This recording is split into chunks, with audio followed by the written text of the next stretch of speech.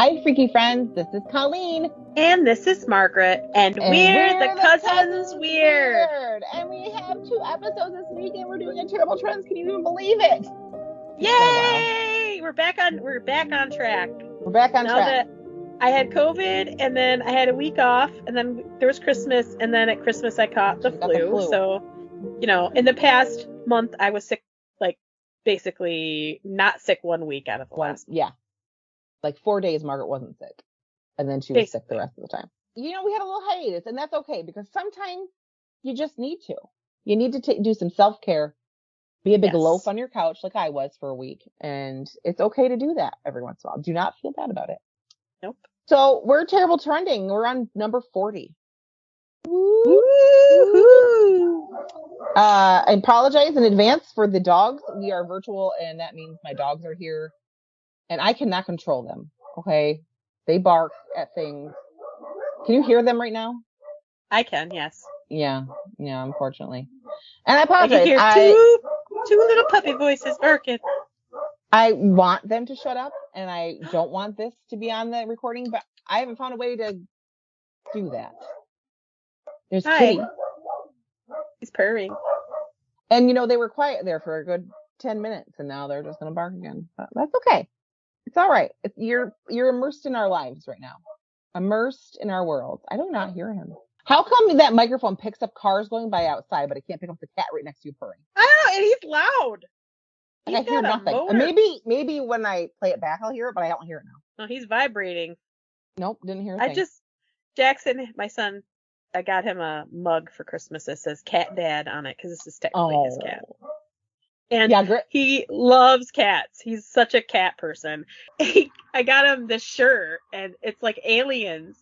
And the alien is holding a cat out in front of it. I just found this thing. It's vibrating. I'm like, that's so funny. Griffin and Bree, because they moved upstairs, they got a new kitten, because they have Brooklyn, their other cat, and they got a kitten named Eros. And he's the sweetest little thing ever. He's black floof. And I call them my grandkitties, and I love them, and I have to go visit and smush them up. Okay, so terrible trends today. We're going to talk about boobies. Okay. And the first patent. I got them. For breast enhancement. And men probably are behind all this. Oh, definitely. There is a man behind this, but it's about desire and want more than anything else. Anyway, the first patent for breast enhancement was in 1889. Wow. Harry Miller from Chicago submitted it. Of course it's Harry Miller. Yeah, Harry Miller. He sounds like somebody who'd make a breast enhancement patent. Yeah.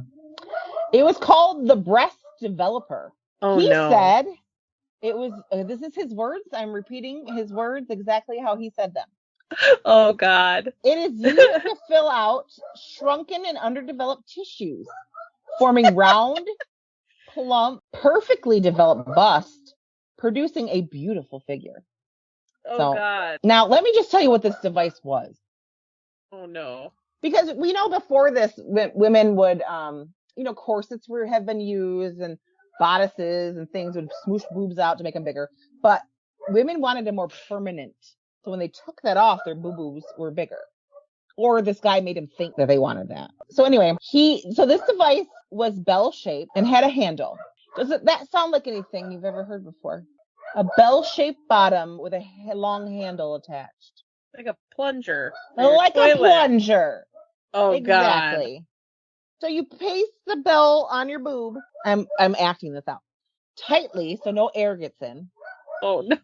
And now there's a little hole in it, so you put your thumb or finger over the hole to cause suction. You're giving yourself booby hickeys. Yeah. Your whole boob is inside it, Margaret. Your whole boob. And you start pulling on it. You're unclogging your boobs, I guess. I'm dying. Poor Margaret. So the idea behind it was it brought blood supply to the area to fill in those tissues that were underdeveloped, according to him. Who says if your boobie's that big, then that's developed? That's what it's supposed to be. if they repeated this over and over, then it would eventually increase their breast size. So he said. There was an ad in Sears and Roebuck catalog for this device, and they decided to call it the Princess Bust Developer. You know, you put princess in it, and every woman's gonna want it. That sounds horribly awful, like, to do. Yeah. To yourself. Bust cream was included, but it was the exact name for this bust cream. Are you ready for it? Oh no. Bust cream or food? What?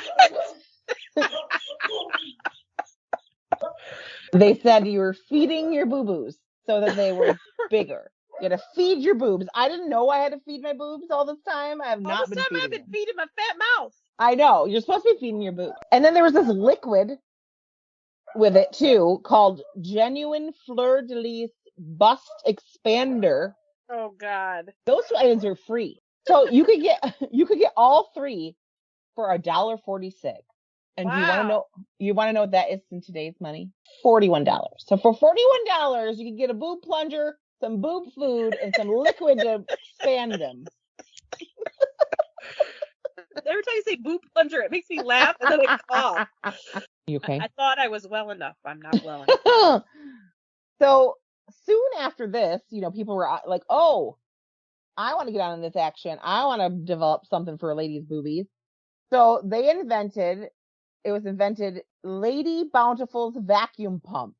Oh God. Which, I mean, I think the name kind of explains it for you.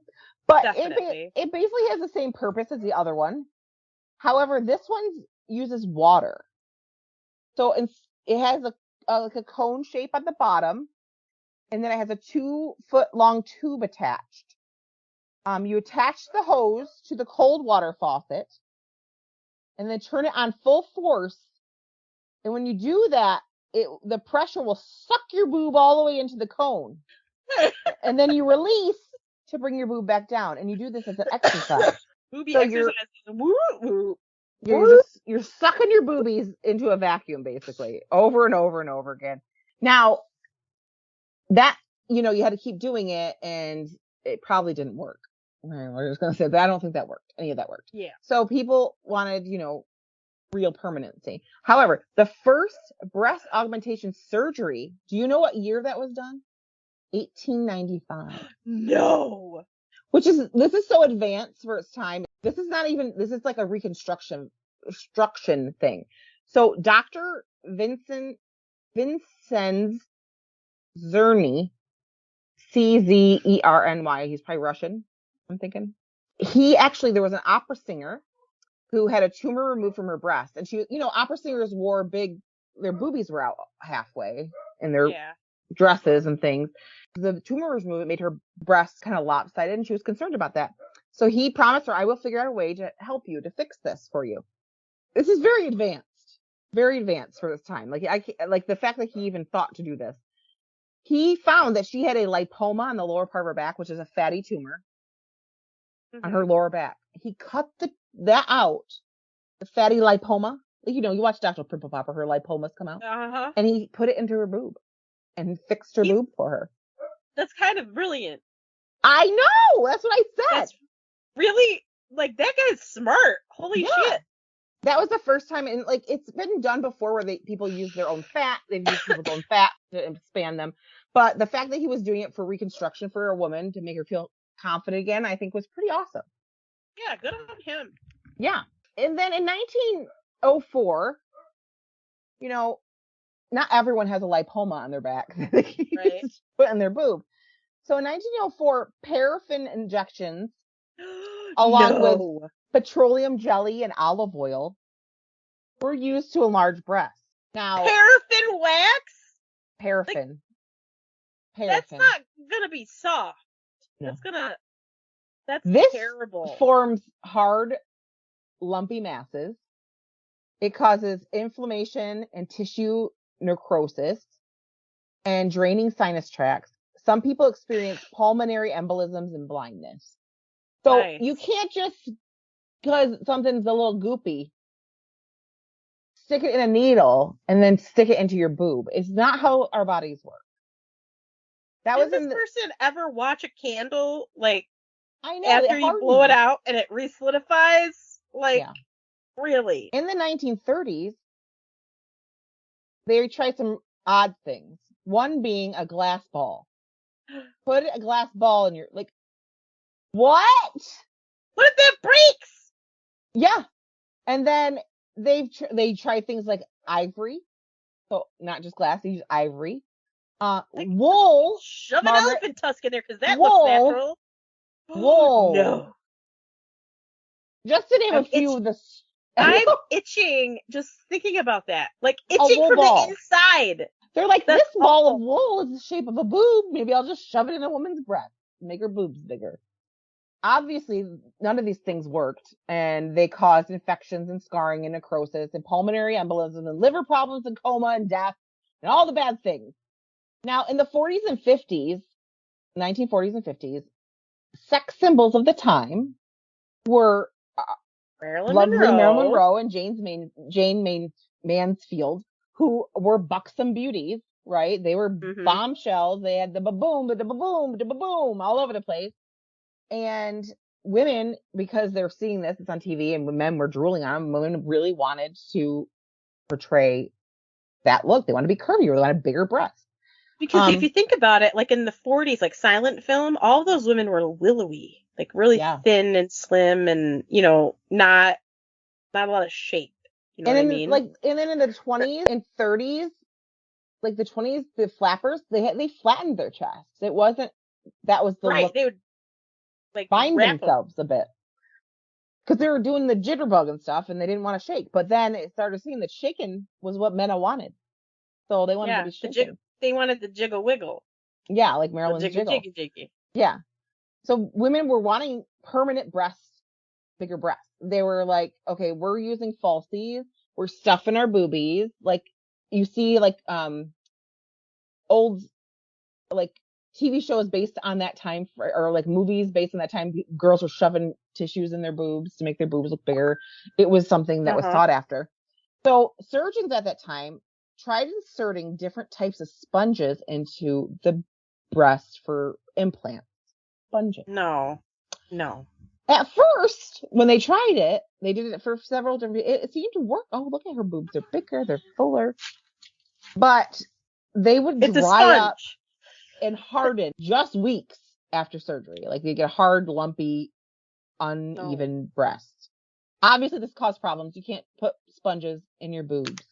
You just can't do it. No. During World War, there's this thing called osmosis. Yeah. Where just because it's wet and it's inside of your body that's wet inside, what's going to happen is your tissue is going to absorb the moisture out of that sponge, and then the sponge is going to be into a rock. Yeah. During World War I, in Japan, they saw that, you know, the bomber planes and stuff had like a busty woman painted on them from like the American soldiers were into these. They were doing a lot of pinups, right? There's a lot of pinups, and so the Japanese prostitutes saw that these American soldiers liked a busty woman, a curvy woman, and they wanted to get their business. So I'm not sure if it's people that were like their pimps. I don't know if they had pimps in Japan for prostitutes, but they started injecting non-medical grade silicone directly into these women's breasts to make them bigger. No. This resulted in silicone rot, and the breasts would get gangrene, and they didn't have to have vasectomies because they mastectomies. That's it. That word. You said vasectomy. I said mastectomies. I put it added at the beginning, but it's still wrong. What is it? Say it again. Mastectomy. Mastectomies. I can never say words right. Now, it didn't happen to every single person because they wouldn't keep trying, but it did happen to a lot of the women. Now, in 1960s, Frank Guro, he squeezed a bag of blood. He worked in a hospital, and he commented, "Wow, this feels a lot like a woman's breast." Like, nice. Okay, creeper. Yeah. You squeeze a bag of blood, and he's in there fondling the blood bags. Yeah. Gross. Now, this moment led to him inventing the first silicone implant in 1961, along with plastic surgeon Dr. Thomas Cronin. 70% of women experience capsular contraction, which is a foreign body reaction. So the scar tissue started encasing the implant.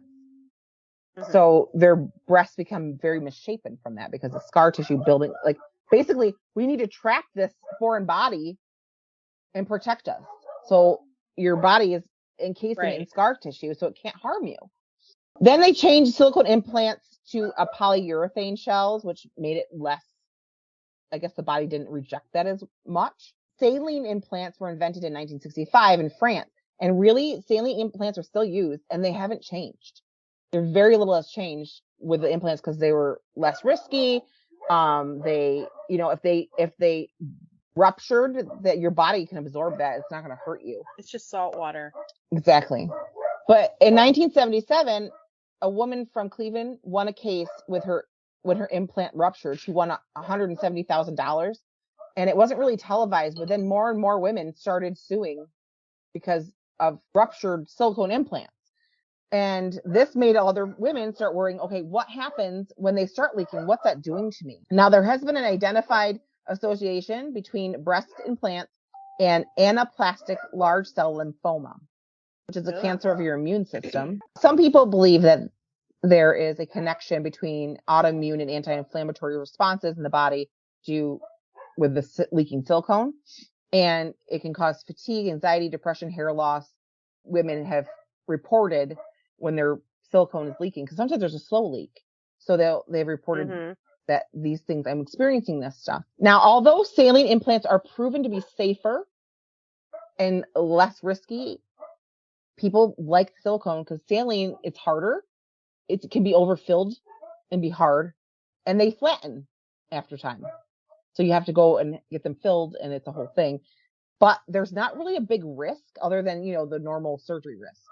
But people like silicone because they felt good. They felt like a boobie. So they wanted that. From 1992 to 2016, the US FDA put a moratorium on silicone implants because of the possibility it could be linked to the autoimmune diseases and connective tissue disease and possibly a carcinogenic. The nature of silicone, they thought, could be carcinogenic. So they're like, okay, we can't do silicone, but they could use them in extreme breast reconstruction. So if a woman needed extreme reconstruction, they allowed that to happen. But that silicone became very popular or saline became very popular because that was the only option. So 1992, they put the moratorium on it. By 93, over 12,000 lawsuits were filed against Dow Corning, the implant manufacturer. So 12,000 people sued this implant manufacturer and I remember like in the 90s, a lot of women talking, then people getting them removed because they're like, they got sick. They had autoimmune responses. They were having all sorts of issues, aches, pains in their body. And they all thought it was from you're putting plastic in you. I can see what that could do. So the moratorium was actually lifted in 2006. It was 14 years later because they did a lot of clinical trials and they proved that silicone isn't inherently harmful. Yeah. So it's in nature, it's not. So you can put it in your body as long as you want to. Okay. Sure. That's probably not a good idea, but today, now there's a new implant. And this one sounds a little more promising. If you're going to do it, what I've read, I'll choose saline because it's safer, right? Way safer. But still, they're both, no matter if you use saline, right, it's a plastic bag in there, and people don't even want to eat out of plastic, yet they're going to put it in their body to stay forever. Yeah. So, this is still Is it BPA free plastic? Seriously. I hope so. So now they've invented, and I can't remember the exact date, but it was in the last 3 years. They're called gummy bear implants. The doctor who invented them named it that because he got sick of trying to tell people what they were like. So he called them they're like a gummy bear. So they're a high strength silicone gel that holds its shape even in the event if you took the encasing off it, it would still be that shape. It can't leak. It doesn't go anywhere. Oh, cool. It stays put. So this is like if you think of it's like if you cut a gummy bear in half, it doesn't ooze out. It just stays the gummy bear shape, just cut in half. So it wouldn't go anywhere. It wouldn't float around your body. It would stay in place. Right. They said that it's very soft, squishy, and more natural looking and minimal risk of leaking. Like the odds of it leaking are so slim. So that's the newest implant. It seems safe. They've changed things a lot. We're not just injecting people with random stuff. The FDA makes sure that, things are tested. That was tested 8 years before they even put it in a person. And actually, the first silicone implant was put in a dog. Oh, really? They did tests on a dog. They gave her boobs to see how she behaved. And they said for 2 weeks she was fine. She just started chewing on her stitches, so we took them out. So then they're like, oh, well, then that's fine. Then let's just put them in people. Okay. 2 weeks in a dog. I'm thinking I want to see this dog with boobs, like walking around. I think they just kind of stuck them in their body and just to see if the body. Yeah. I don't even know if they're in a. But if you're gonna do it, do put it them in the right spot. Give them some nice knockers. Cleavage. Yeah. Yeah, knockers where the knockers should be. Today, around the world, breast enlargement is the second most popular cosmetic surgery after liposuction.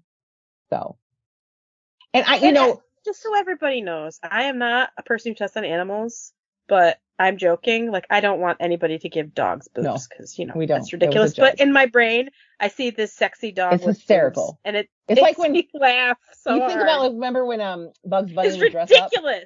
It's ridiculous. What? Yeah.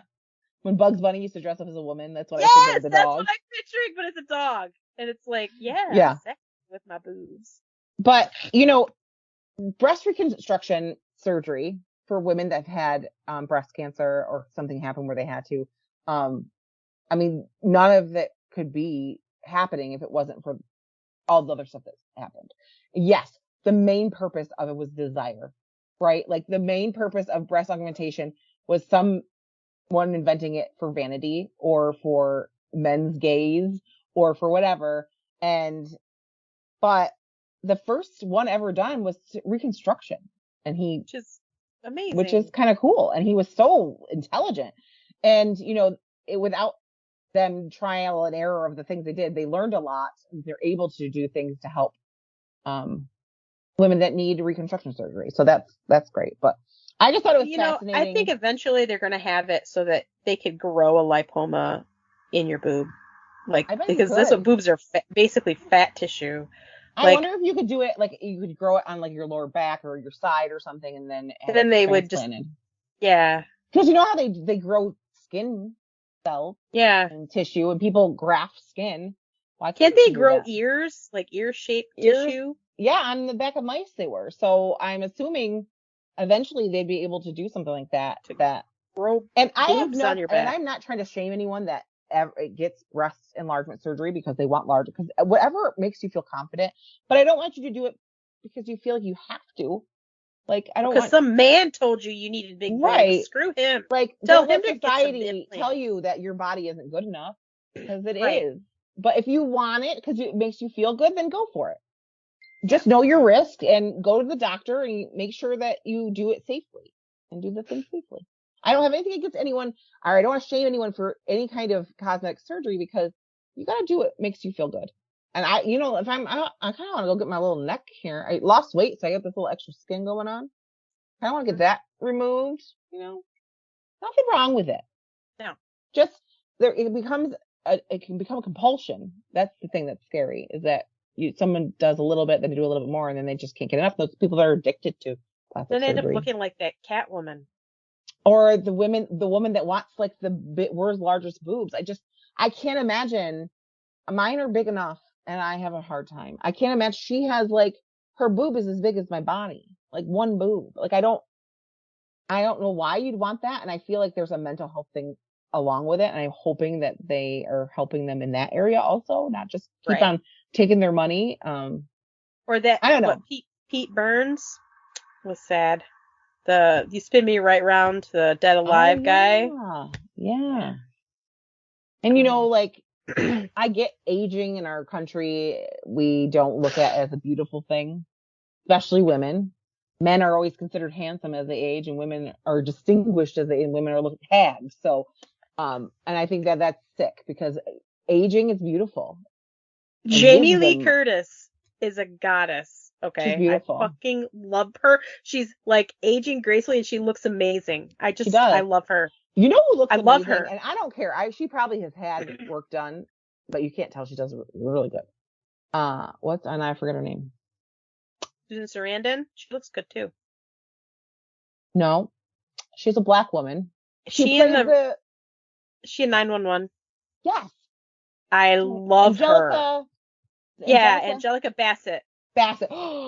She is I know, a goddess. She's beautiful. She's really is. Gorgeous. And she may have had a little bit of stuff done, but my God. You can't tell. She's gorgeous. Do you know who else looks really good? And I know they've had stuff done. I haven't actually seen her recently, but up until like 5 years ago, J-Lo looked really good. J-Lo, you girl. She looks better. She looks better now than she did 20 years ago. You know, I really think that a lot of people, like maybe J-Lo, Jamie Lee Curtis, people like that, may do some Botox, probably utilize estheticians, good skincare. Mm-hmm. You know what I mean? Hit me up, girls and guys, if you want a nice glowy, healthy look to your skin, come and see me, because that's what I do for a living, and I love it. I mean, they're able to do those things and, take good care of your skin now. If you're young, if you're 20, start taking care of your skin. I don't care if you've got oily skin, dry skin, whatever kind of skin. Moisturizer is your best friend, because that is when your skin looks old, it's because it's dry usually or dehydrated. And you can have oily skin and dehydrated skin at the same time. And the main reason why people start to feel like they look old is because they're dehydrated skin. But you also need to drink lots of water. Yeah, and your body needs good moisturizers. Don't over cleanse your face. Don't over exfoliate your face. Get the right type of stuff for your skin type. Whether you have, sunscreen is your best friend. Margaret, most people don't. Do you have a boobie enhancement? Facial? Facial? No. A boobstial?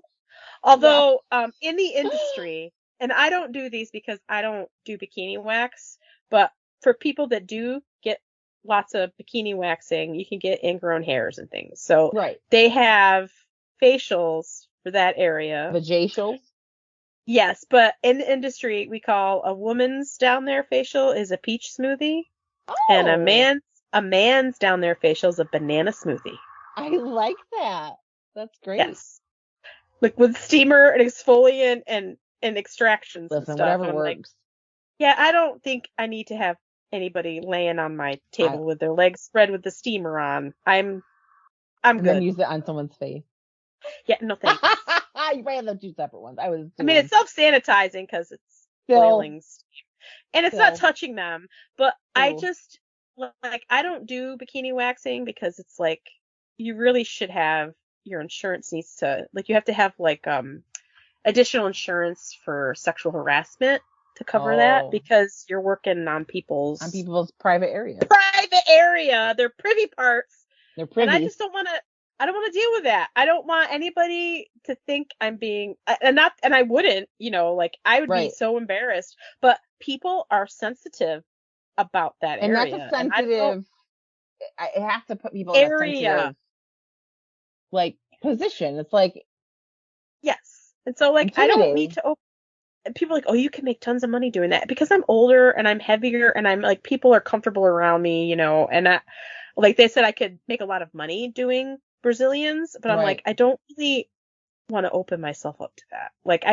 And honestly, I don't want to be looking at people's privy area all day and waxing and ripping hair off their hoo-has and whatever. It's just not coochie. How I want to spend my day. I don't need to be the coochie girl. Thanks. I'm fine. Margaret, you can go and get your son. Queen.